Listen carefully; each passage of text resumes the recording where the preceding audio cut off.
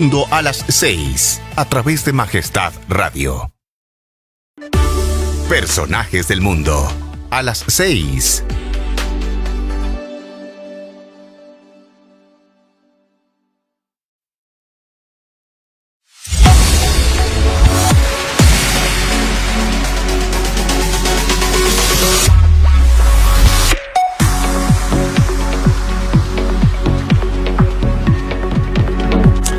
Siete de la mañana con 17 minutos. Gracias a quienes siguen la señal de Majestad Radio a esta hora. Ustedes también nos pueden seguir a través de las redes sociales. Estamos en directo en Facebook y en YouTube. Nuestra siguiente invitada, la ministra de Educación, María Brown. Vamos a abordar algunos temas relacionados también con el reciente paro. Yo creo que a todos, ministra, nos ha llevado una profunda reflexión en el ámbito educativo. Ha habido afectación en la última parte del año lectivo, por supuesto, pero me gustaría empezar preguntándole justamente aquello, es decir, ¿cuál es su reflexión acerca de lo que nos deja el paro, tanto para estudiantes, profesores, sociedad en general, y por supuesto también la reflexión propia de las demandas de una buena parte de la población? Bienvenida, buenos días. Así es, creo que esto que hemos vivido nosotros en las últimas semanas como ecuatorianos nos tiene que poner sobre la mesa algunas reflexiones, no solamente de lo que sucedió en 18 días, sino qué ha llevado a que esto suceda, no una, sino ya en algunas ocasiones en nuestro país. Un país diverso, un país pluricultural, un país con 14 lenguas, pueblos, nacionalidades distintas, que a lo mejor no hemos sabido escuchar lo suficiente, que a lo mejor no han sido atendidos, y no solamente en el primer año del presidente Guillermo Lasso, sino históricamente rezagados. Y eso también tiene que traer una reflexión a otros ámbitos, ¿no? A los ámbitos de la educación, sin duda. Este paro tuvo un impacto importante en educación en cuanto implicó que deban cerrar las clases presenciales e ir a clases a distancia un importante número de instituciones educativas del país. En el peor momento tuvimos un poco más de 6,000 instituciones de todas las instituciones educativas a nivel nacional, que son cerca de 17,000, que estaban en educación a distancia, y culminamos estas movilizaciones con 41 cantones completamente en educación a distancia. 4,602 instituciones educativas en total, el 28.59%. Y esto, lógicamente, afecta a los estudiantes. 1.422.000 estudiantes terminaron el paro en educación a distancia y, ventajosamente, los últimos días pudieron regresar al aula con tranquilidad, cerrar el ciclo del año lectivo en Sierra Amazonía, los de Sierra Amazonía, que eran la enorme mayoría de estas instituciones educativas de régimen Sierra Amazonía, y poder tener esta despedida. Imagínense, estudiantes de tercero de bachillerato graduándose, niños de educación inicial que terminan un ciclo tan importante, poder despedirse de sus profes, que en esa edad se convierten casi como una segunda madre, ¿verdad? Sí. Entonces esto es muy importante. Y luego también afectaciones al normal desenvolvimiento del ministerio. Tuvimos que detener algunas obras, en particular obras de infraestructura y mantenimiento, que debimos detener. Fueron 77 obras que tuvimos que detener en mantenimiento de infraestructura, 7 obras nuevas, instituciones educativas en construcción de más de 1,200 estudiantes cada una.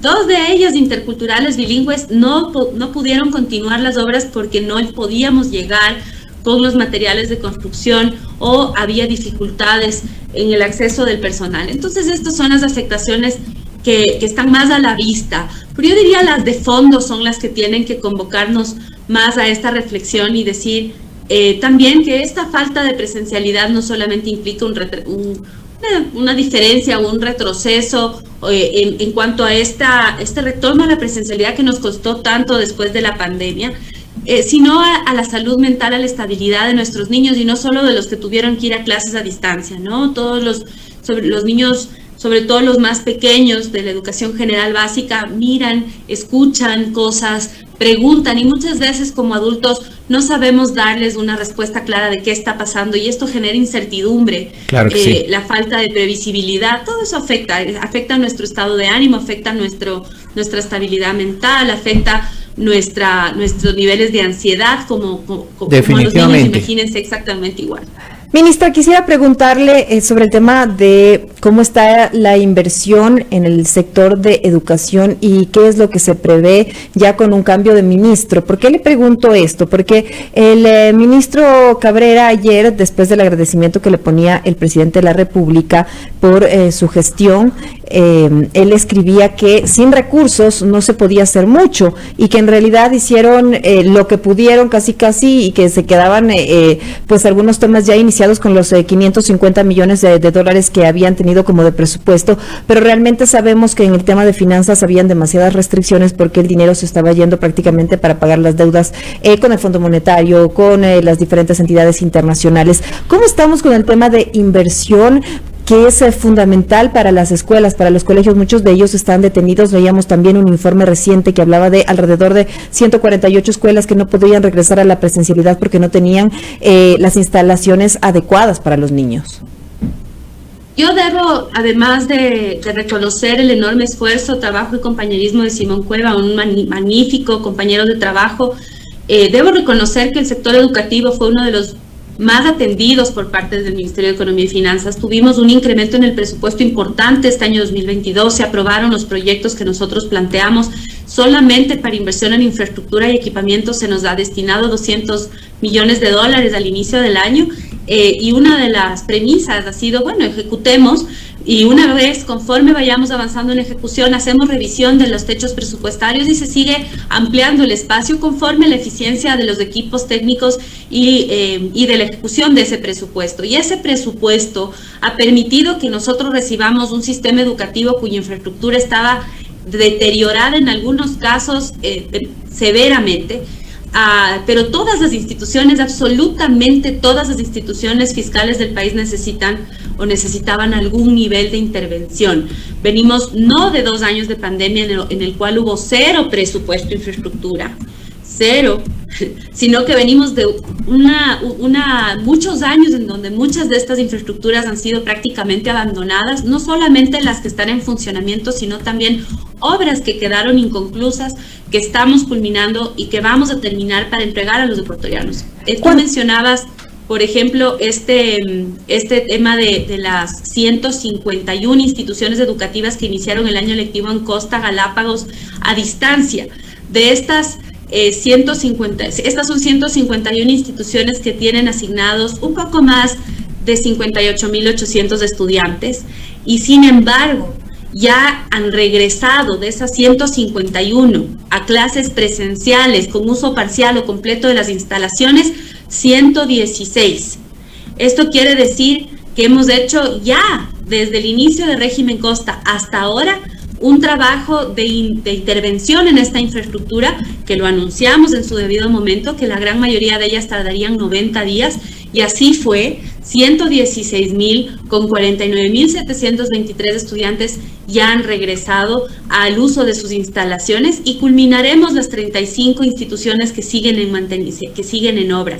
Hemos intervenido en un año con apoyo de los gobiernos autónomos descentralizados también y de otros organismos como FENEDIF, Child Fund, Plan Internacional, Unidos por la Educación, UNESCO, UNICEF. Hemos intervenido también 6.043 instituciones educativas del sistema educativo fiscal, en donde solamente con presupuesto público, además del apoyo para estas mingas que te acabo de mencionar de sectores como los gobiernos autónomos descentralizados y la cooperación, solamente con el presupuesto propio del Ministerio de Educación, 565 intervenciones integrales realizadas solamente en el 2021 con la reprogramación de presupuesto que realizamos apenas llegamos.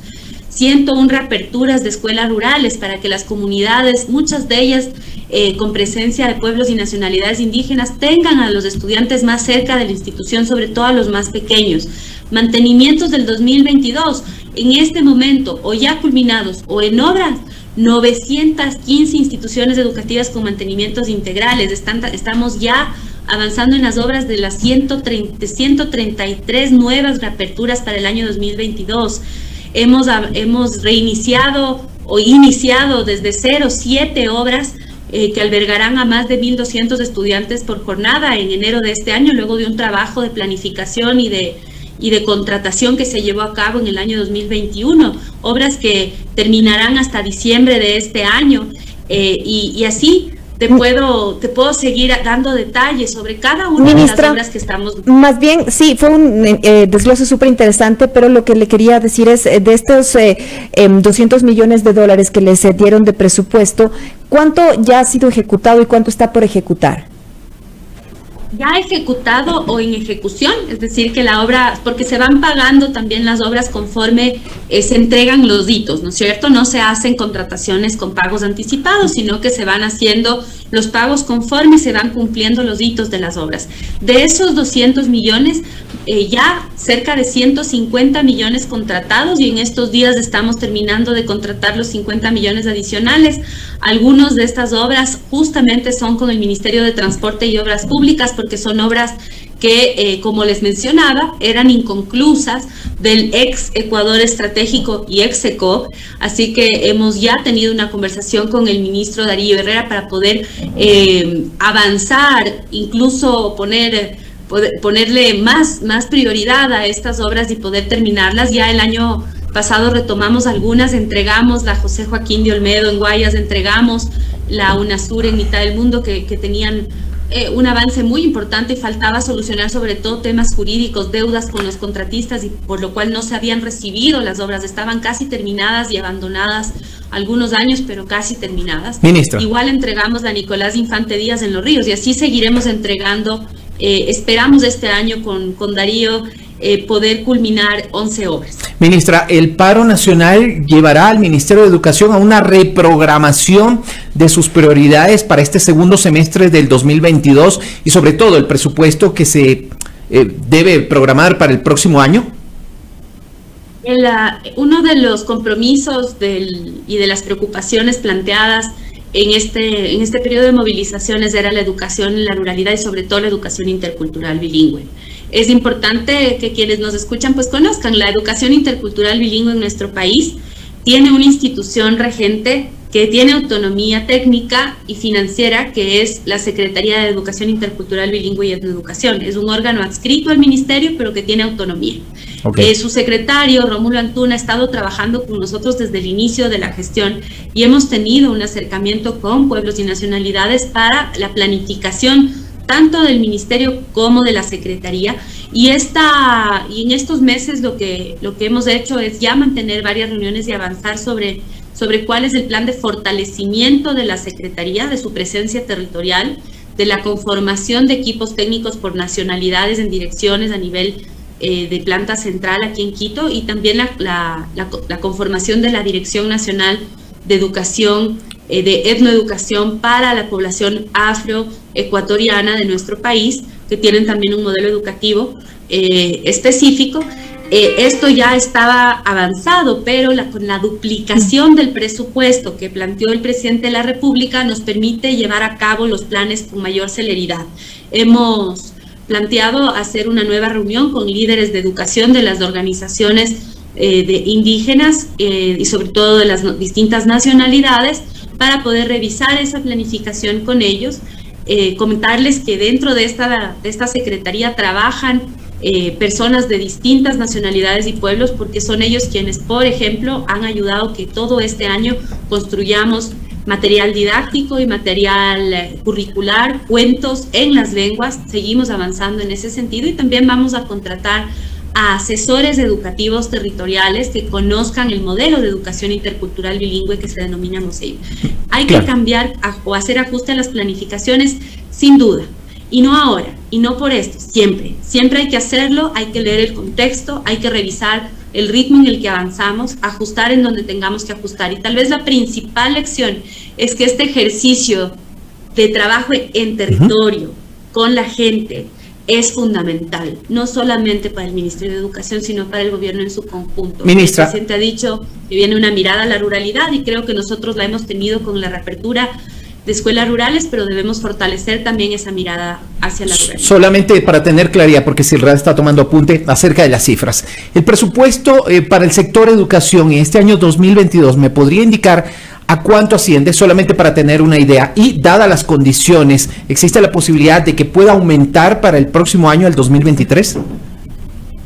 Nosotros tenemos en este momento un presupuesto que fue el aprobado en la proforma presentada el año pasado y luego ahora está codificado, que es un presupuesto que ha incrementado significativamente respecto al presupuesto que tenía el Ministerio de Educación. Hoy día estamos hablando de 3.410 millones codificados.